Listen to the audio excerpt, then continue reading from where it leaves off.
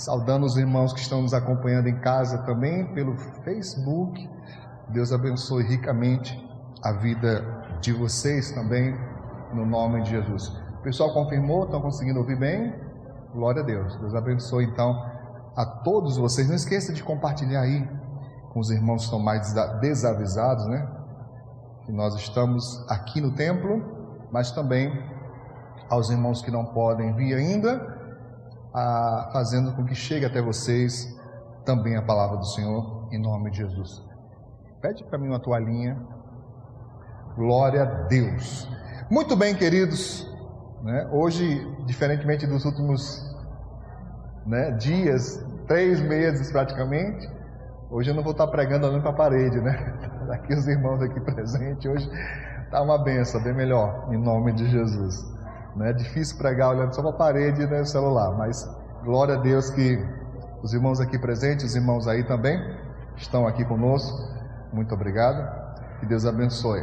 Ó, pessoal, todo mundo aqui de máscara, tá, irmão? Só eu que vou pregar, que estou sem, mas o restante, todo mundo aqui de máscara, né? Atendendo às recomendações. E o pessoal que está assistindo em casa, tá? Que quiser nos visitar, importante que entre em contato conosco, porque como temos um número limitado, né, de até 20 pessoas, se bem que hoje tinha vaga, né, porque muitos irmãos que ficaram de vir na quinta-feira me avisaram que não iam poder. Então, entre em contato conosco, tá? Os nossos obreiros, eles vão, em nome de Jesus, me falar sobre você, que você quer vir nos conhecer, quer vir assistir os cultos. Agora já dá, a gente vai organizando de pouquinho em pouquinho, mas agora já dá. Estamos transmitindo aqui da Assembleia Mundial Evangélica, aqui na Avenida dos Caboclinhos, número 1072, aqui bem fácil de achar, fica em cima da Academia Flash, aqui ao lado da Pizzaria Diplomata. Estamos aqui, né? E estaremos, em nome de Jesus, às quintas, domingo pela manhã e também domingo à noite, estaremos aqui cultuando a Deus.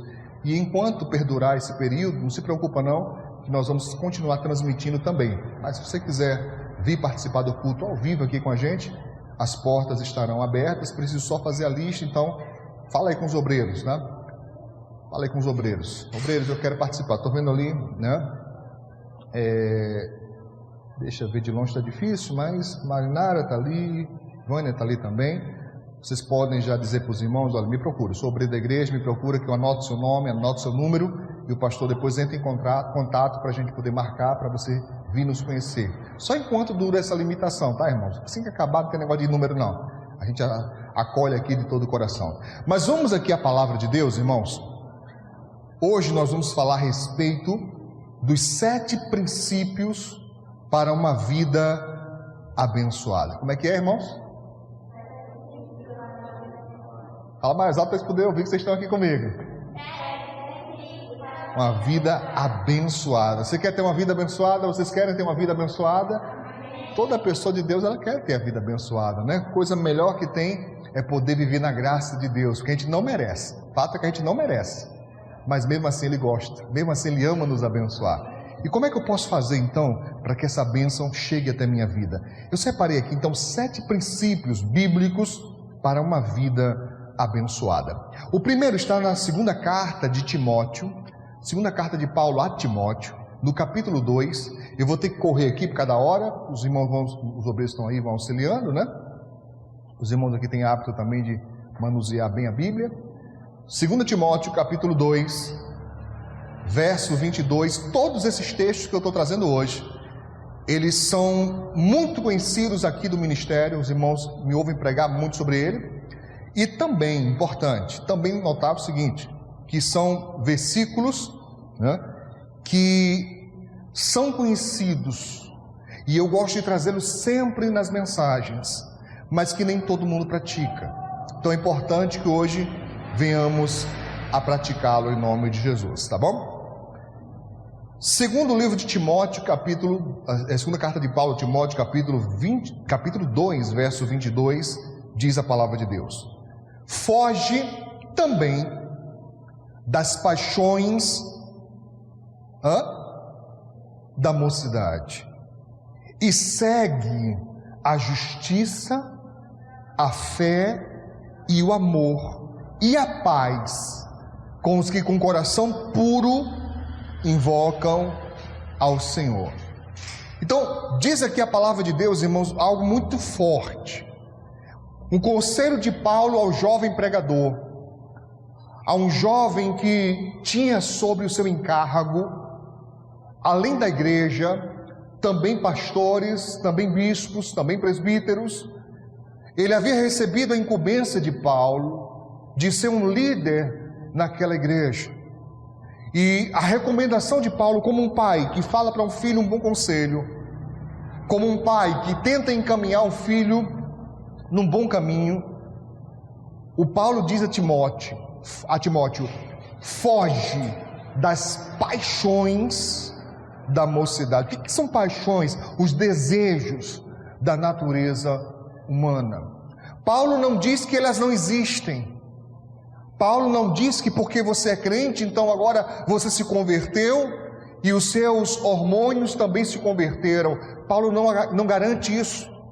Pelo contrário, ele diz: fuja, fuja.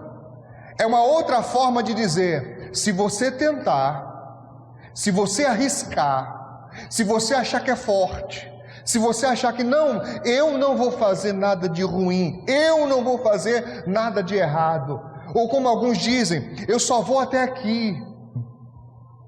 Paulo disse: não, fuja. Quando a paixão começar a arder no seu peito, ou seja, quando um desejo ardente começar a querer tomar conta da sua vida, não enfrente. Paulo diz: foge, foge. Eu tenho dito ao longo dos anos, irmãos, que dependendo do momento, dependendo da circunstância, todo mundo é capaz. Capaz de quê, pastor? De fazer as piores coisas. Eu tenho observado no curso do meu ministério algo muito peculiar e importante. Eu vejo que algumas pessoas têm por tendência a julgar os outros, sabe? Aquela pessoa que se acha melhor do que todo mundo, que encontra defeitos em todo mundo. Eu tenho observado uma justiça que ocorre nessa situação. É que a maioria dessas pessoas que julgam os outros tendem a cair naquilo que um dia condenaram. A pessoa olha para o outro e fala: ah, miserável, faz um negócio desse. Isso é um perigo. Não que você vai se aliançar com o mal, não que você vai coadunar com o mal, mas Paulo está dizendo: meu irmão, não tente, fuja. Se a situação se apresenta perigosa para a sua aliança com Deus, se a situação se mostra tendenciosa à carne, não fique, fuja. Aí de longe mesmo diz para o teu irmão: foge, foge, meu irmão, rapa fora, dá no pé, saída pela direita, não sai pela esquerda, sai pela direita, saída pela direita, meu filho, vamos embora. Entendeu? É importante que você compreenda isso. Paulo diz: foge, meu amigo, e siga, ou seja, seja um discípulo, seja um aluno, alguém que aprende com a justiça, a fé, o amor e a paz, com os que com coração puro invocam ao Senhor. Ou seja, congregação, aprender com aqueles que têm o coração puro, aprender com aqueles que estão voltados para Deus. Mas note que são poucos que fazem isso. Parece que há um imã, parece que há algo que puxa as pessoas para perto daqueles que não querem o seu crescimento espiritual, que não querem a sua aliança com Deus. Você deveria ser uma pessoa criteriosa com as suas amizades. Você deveria ter a coragem de dizer: Deus pode tirar da minha vida tudo que não te agrada. Você tem coragem de falar isso? Isso é profundo, irmãos. Isso não é para todo mundo não, meu filho. Porque às vezes você está agarrado naquilo que não agrada a Deus, mas tão agarrado, você não tem nem coragem de falar uma coisa dessa. Dizer para Deus: eu não quero as amizades que o Senhor não quer. Eu não quero na minha vida o trabalho que o Senhor não planejou para mim. Eu não quero na minha vida, sabe, pessoas que vão me afastar da minha aliança. Você tem coragem de dizer isso para Deus? É isso que Paulo está dizendo. Foge, segue a coisa reta, com os que com o coração puro. Eu quero ler mais uma vez com você, por favor, olhe de novo na sua Bíblia. Com os que com o coração puro invocam ao Senhor. Pastor, mas como é que eu vou saber quem é que tem o coração puro? Não é pelas palavras, porque as palavras saem do coração. Diz a Bíblia Sagrada, a boca fala do que há em abundância no coração. Existem pessoas que têm uma habilidade tremenda, irmãos, de convencer. A pessoa com meia hora de conversa, você já está, é verdade. Até o que não é verdade, você concorda com a pessoa. Uma habilidade, sabe? E quando a gente passa aqui ralando aqui, evangelista Manuel, ralando, pregando a palavra para ver se um se converte. Tem gente que com 2, 3 conversinhas já leva a pessoa para o desbandalho, ligeiro. E não leva só um não, leva 1, 2, 3, 4, 10, quantos permitir? Estão com o coração puro. Como é que eu vou saber quem tem o coração puro, pastor? Simples, é simples. Não são as palavras, mas são as obras. Porque a Bíblia Sagrada diz que o homem bom, do bom tesouro do seu coração, ele tira o quê? O bem, o que é bom. Não tem como ele tirar o mal, porque não tem mal dentro dele. As suas atitudes são boas atitudes, as suas ações são boas ações. Mas disse Cristo Jesus, o homem mau, do mau tesouro do seu coração, só tira o quê? O que é mal. A Bíblia Sagrada diz que até a criança, ela se dá a conhecer por suas obras. Até a criança dá para a gente saber. Menino fez coisa errada, como é que ele fica? Dá para perceber, meu irmão. Só em olhar. Você olha e você fala assim, aprontou. Porque está com cara de quem aprontou. Está com cara. Aí você já vai logo em cima, diz o que é que tu fez. Conta logo, aí a maioria deles já vai chorando, né? Já vão logo chorando, porque sabe que o caldo vai engrossar. Pois é. Se junta com pessoas boas, que você cresce mais ainda. Se junta com pessoas de ações malignas, que quando você menos se der conta, você está concordando com elas. Quanto menos você se der conta, você está andando com ela. Quando menos você se dá conta, você está fazendo igual a ela. E o pior, tem aqueles que chegam a fazer pior do que aquilo que um dia condenaram. Então Paulo diz, não faça isso. Fuja das paixões da mocidade. Mas atenção aqui, uma coisa importante. Quando ele diz paixões da mocidade, ele está dizendo aquelas que começam na mocidade. Não é aquelas que findam na mocidade. Não findam não, viu? Você me ouviu? Muitas delas perpassam toda a sua vida, elas acompanham você por toda a vida. Sabe, um desejo ali matutando, e você combatendo, ele matutando, sabe, aquela luta constante. Ele começa lá, mas não finda lá. Então você que é adulta, não se engane. Você vai se deparar com algum momento que você está desejando o que desagrada a Deus. E a Bíblia diz, foge. Amém? Ela manda enfrentar? Não. Manda o quê? Fugir. Vamos correr aqui para ver se dá tempo. Segundo princípio importante aqui para ter uma vida abençoada. Salmo de número 101. Olha o que diz a palavra de Deus. No Salmo de número 101, no verso 3. Isso aqui vai ajudar alguns aqui hoje. Aqui ou lá? Salmo 101, verso 3. O que é que diz a palavra de Deus? Diz assim: não porei, eu não vou colocar, não porei coisa má diante dos meus olhos. Ele diz: odeio a obra, não é odeio a pessoa, é odeio a obra daqueles que se desviam. Não se me pegará a mim. Davi está dizendo: eu não vou colocar diante dos meus olhos, não vou colocar na minha frente o que é mal. Eu tenho esse poder de escolha.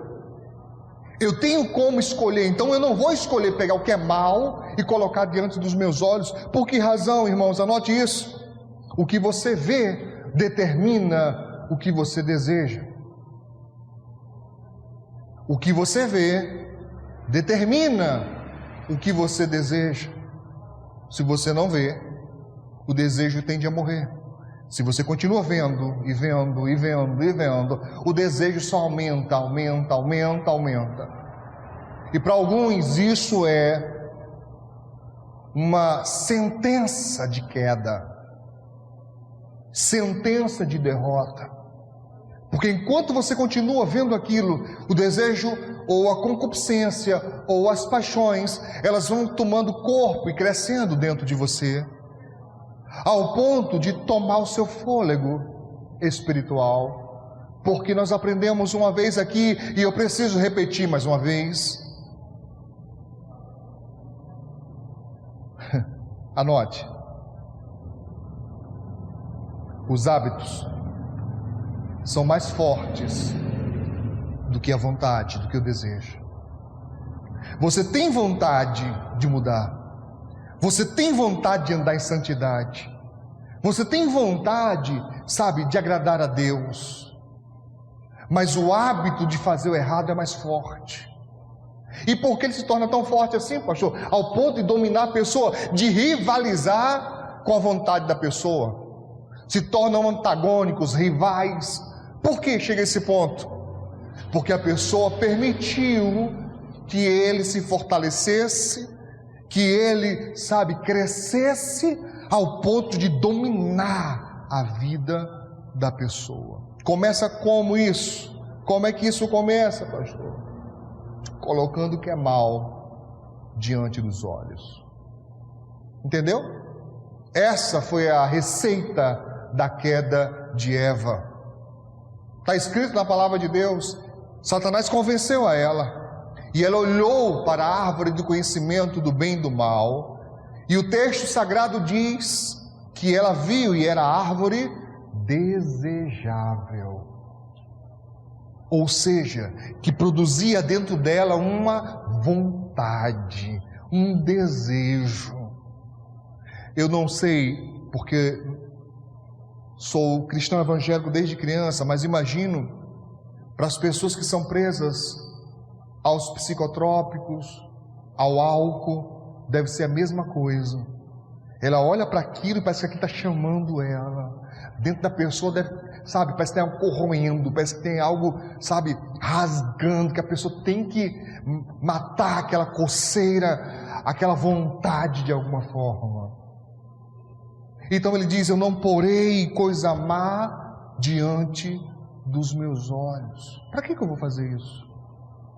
E agora eu queria falar especificamente as pessoas que são prisioneiras, né, da pornografia. Por exemplo,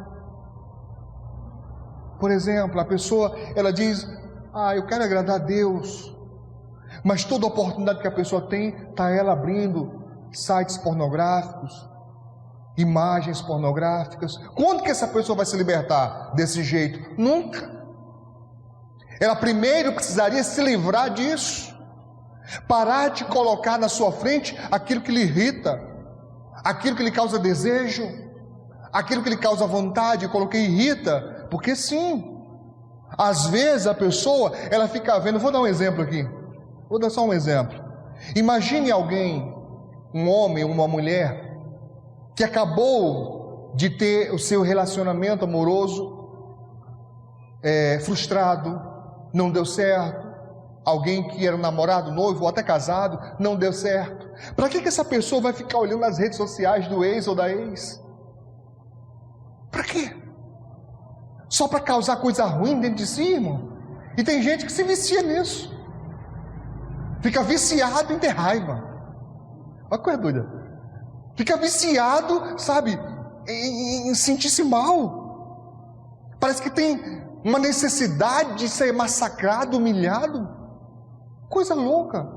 Você compreende o que eu estou falando, sim ou não? Não deu certo, vida que segue, meu irmão. Ela está vendo, por que eu vou estar vendo? O outro ou a outra, né, passeando, divertindo, né? Antigamente chamava, como é que é o nome? Dor de cotovelo. Vai converter esse coração, meu irmão, para com isso. A Bíblia diz: soltai e soltar-vos-ão. Não coloca na tua frente o que é mal, o que te prejudica. Não é só desejo desenfreado da carne, não. É às vezes coisas como essa, algo que te faz sofrer. Se eu trabalhava num lugar, saiu do lugar, aí fica vendo as fotos do povo. Quando você vê apenas por uma questão de saudade de pessoas que te fizeram bem, sem problema. Mas tem gente que não, fica vendo, lamentando. Vou falar uma coisa duríssima aqui, talvez até não compreendam. Você sabe dizer para mim por que... Deixa eu até baixar esse negócio, né? Para não causar problema. Sabe dizer para mim por que bar existe?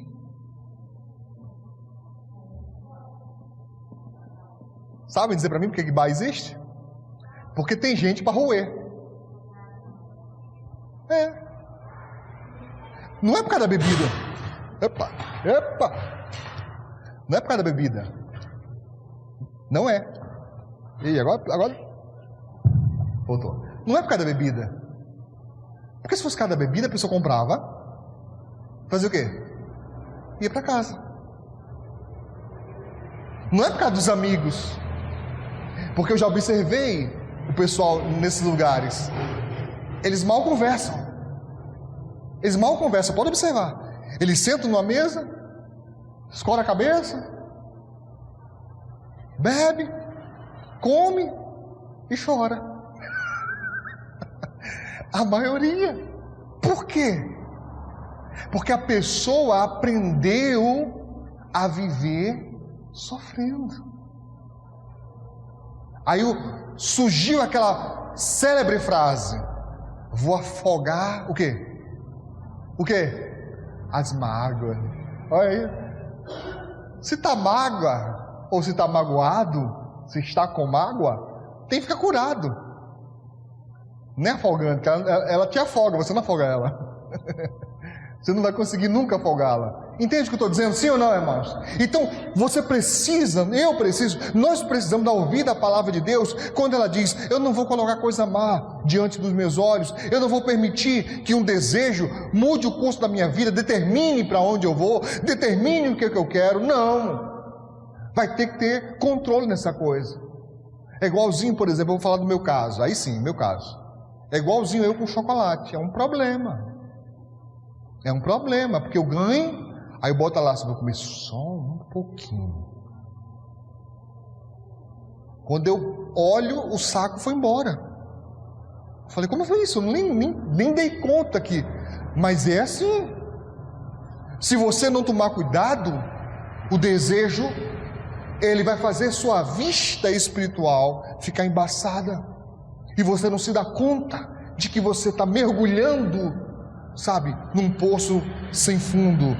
O terceiro ponto, irmãos, diz aqui em Deuteronômio, capítulo 5, verso 16: honra teu pai e a tua mãe, como o Senhor teu Deus te ordenou, para que se prolongue os teus dias e para que te vá bem na terra que o Senhor teu Deus, ou a terra que te dá o Senhor teu Deus. Honra teu pai e a tua mãe. Esse é um dos segredos que alguns descobriram, e por praticarem, sua vida se torna bem melhor.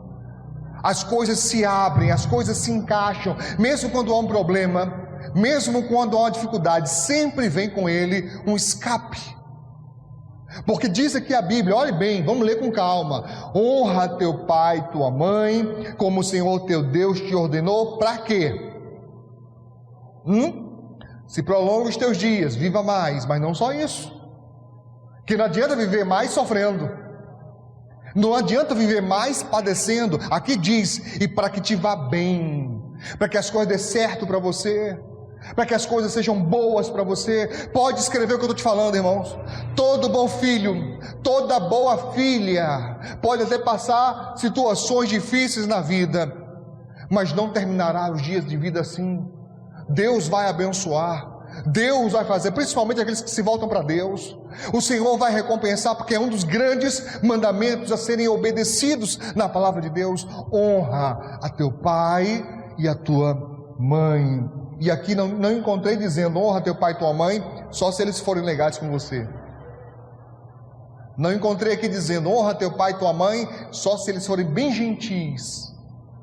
Não estou dizendo que não tenha que ser, porque o contexto disso também diz no Novo Testamento aos pais: não provoqueis a ira a vossos filhos. Não foi só mandamento para os pais, para os filhos, tem um mandamento para os pais também, dizendo: não provoque.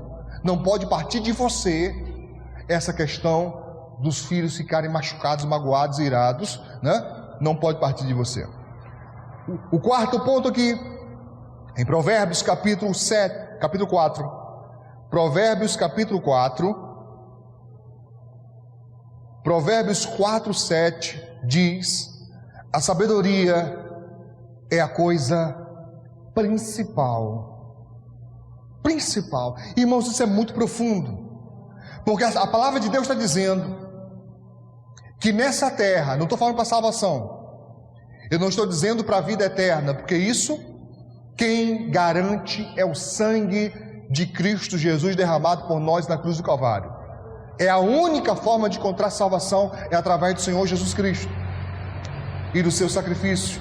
Mas para a vida cotidiana aqui na terra, a palavra de Deus é clara ao dizer: a sabedoria é a coisa principal. Adquire, pois, a sabedoria, e emprega tudo o que possuis na aquisição de entendimento. Aqui não está falando, irmãos, de escolaridade. Aqui não está falando de grau de instrução.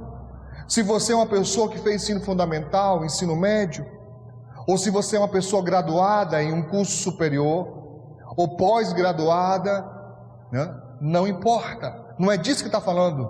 Está falando de sabedoria e não de inteligência. A sabedoria, ela se processa em saber fazer boas escolhas. Discernimento para ter boas escolhas é o que fará a total diferença na sua vida. Por quê? Porque são suas escolhas que definem o seu futuro.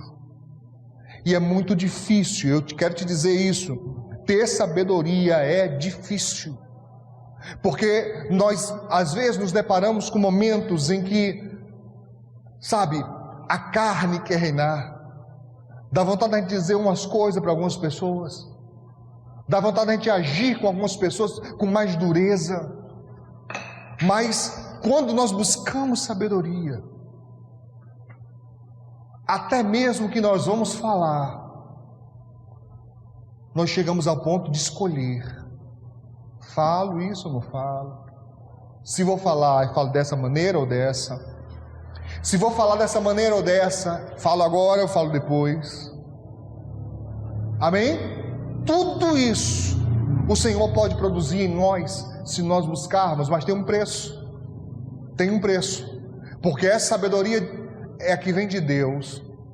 Ela se contrapõe à sabedoria humana, que segundo a palavra de Deus diz que ela é terrena, ela é diabólica. Mas a sabedoria de Deus não, ela é divina e ela é dada gratuitamente a quem quiser. Mas eu falei que tinha um preço. Qual é o preço, pastor? É a obediência a Deus.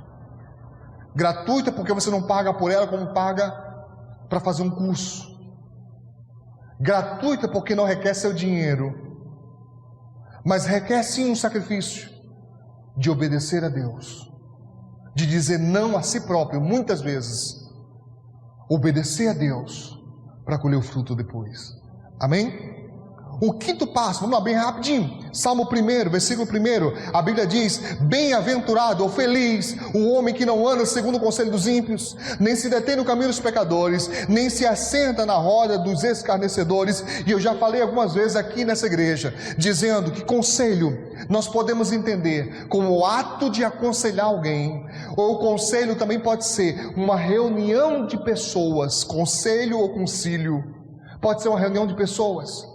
E aqui diz claramente: você vai ser feliz se você não andar, não viver segundo o conselho dos ímpios. Feliz. Tanta gente buscando felicidade. Aqui está dizendo como é que encontra. Primeiro, não ande. O que o ímpio diz não pode determinar o curso da sua vida. Pastor, o que é impiedade? Já falei, é o contrário da piedade.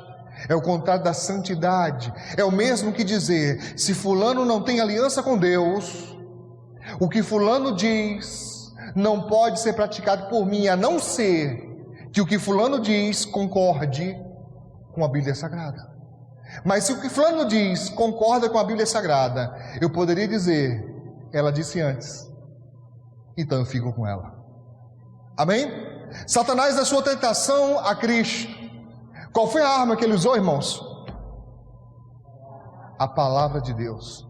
Pergunto eu a vocês: aquilo que Satanás disse, estava escrito a palavra, sim ou não? Sim, estava, tudo. Então, como é que a palavra de Deus serviu como tentação? Como é que pode isso? Contexto. Quando eu pego uma palavra, tiro do contexto, eu posso tentar moldá-la ao meu bel prazer. Se eu tiro do contexto. Por essa razão que eu não deveria esquecer de que a Bíblia diz que a fé é pelo ouvir, mas o ouvir pela palavra. Significa dizer, antes de descer o meu coração, tem que passar pelo crivo, pela peneira da palavra de Deus. Tem que ser filtrado pela palavra de Deus. Quando eu faço isso, a Bíblia garante: eu vou ser feliz. Amém? Sexto, que é o penúltimo passo aqui hoje, Daniel capítulo 1, verso 8, a Bíblia diz: e Daniel propôs, quer dizer, Daniel decidiu no seu coração não se contaminar com a porção das iguarias do rei, nem com o vinho que ele bebia. Portanto, pediu ao chefe dos eunucos que lhe permitisse não se contaminar. Daniel decidiu. Qual era o problema da comida do rei? É que era ruim? Não, meu filho, era comida de rei. E não era qualquer rei. Era Nabucodonosor, o rei de reis. Ele era um rei que dominava sobre outros reis. Você acha que a comida desse cara era qualquer coisa? Aqui o texto já diz especiarias, eram coisas especiais. Qual era o problema então? É que todas elas eram apresentadas a falsos deuses, a divindades. E Daniel diz: se é apresentado a outro Deus, eu não como. Eu não como, de jeito nenhum eu como. Amém? Não importa, mas é gostoso, é bonito. Não importa, eu não como isso. Eu não como porque não é de Deus. Vou falar aqui, tá? Estamos na metade do ano. Só o que tem aí nas feiras livres é milho. E toda vez que eu vejo milho eu lembro. Quantos crentes, irmãos? Quantos crentes se diz servo de Deus, né? Mas nessa época junina, aí passa lá nos lugares que tem, compra pamonha, compra milho, compra isso, compra aquilo outro. Existem vendedores que são apenas vendendo, mas existem outros que apresentam a sua comida, são isso, são aquilo, São João, São Pedro, não sei o que. Mas pastor, qual o problema de apresentar a comida a São Pedro, pastor? Só um problema só. Pedro é criatura, foi criatura e não criador. Pedro não é Deus. Não está escrito na Bíblia que é possível apresentar algo a um servo de Deus e aquilo se tornar santo. Algo só se torna santo quando é apresentado a Deus.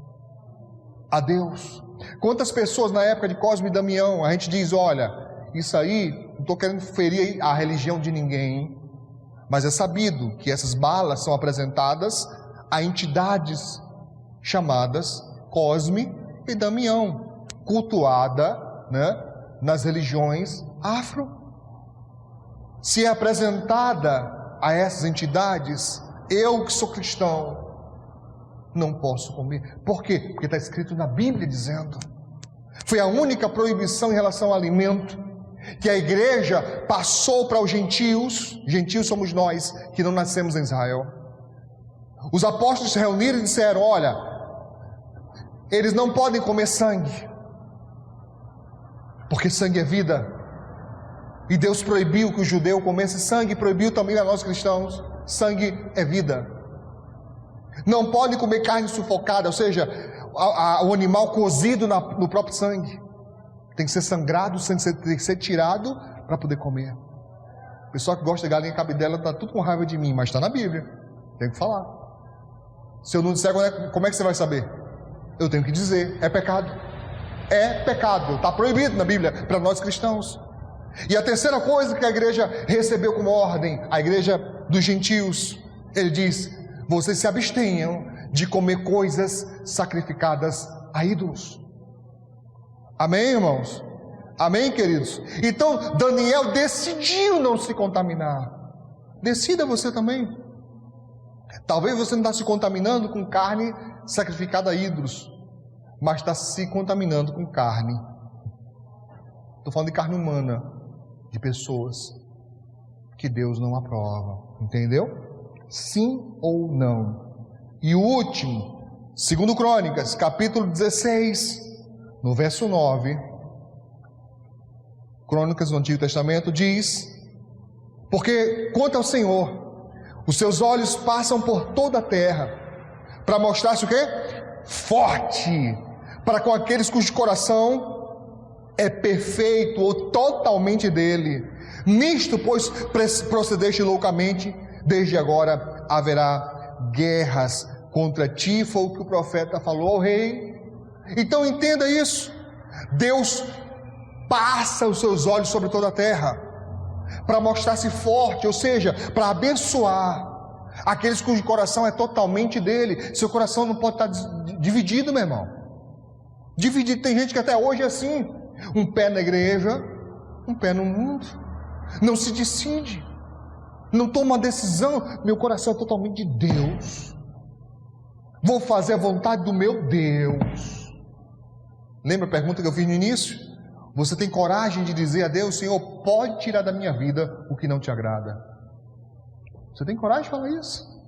De dizer, estou preparado, Senhor, pode tirar, nem que doa, nem que seja difícil, mas se não te agrada, eu não quero na minha vida. Porque quando alguém consegue dizer isso, meu irmão, é alguém que está dizendo assim, estou preparado para negar a mim mesmo, para tomar minha cruz e para te servir. Glória a Deus, irmãos. Vamos aplaudir o Senhor Jesus, bem forte. Glória. Estava com saudade de dizer isso. Amém. Então siga esses passos, eles te levarão a uma vida feliz e abençoada no nome do Senhor Jesus. Amém? E graças a Deus, em nome de Jesus. Eu tenho que falar para o pessoal aqui que se você quiser abençoar o nosso ministério, se essa mensagem te abençoou, as outras também te abençoaram, se inscreva no nosso canal no YouTube, ative o sininho das notificações e compartilhe as mensagens, porque eu tenho certeza que Deus vai abençoar muitos. Disso eu não tinha saudade. Deus vai abençoar muito sua vida, em nome de Jesus.